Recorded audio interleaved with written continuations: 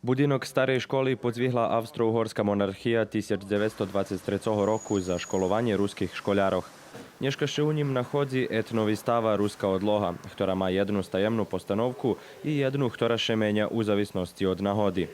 Na koncu prešloho roku oprez toho budinku postavena bista Jaši Bakova, na ktorú nedávno ugravirani olimpijski kruhy. Medzi tým na tým še nezastanovelo, ale pre bezpečnosť objektu ohradzenie i zo znovu ohradu. Ohrada, kapura i kapurka zo spolnoho željeza postaveni 26. maja pod 6-ročným zakladanju.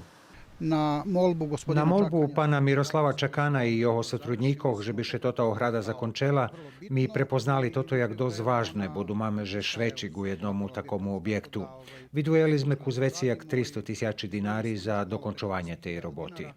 Veľký usilovnosti kolo otrimovania starej ruskej školy uložili členi Ďurďovského kulturno-umetnického društva Taras Ševčenko na čole so predsjedateljom Skupštiny društva Miroslavom Čakanom. Budinok Kneška pod protektoratom Zavodu za zaštitu pamiętników kultury i bez ich sohlasnosti nemož na nim nič menjac i dorabiac.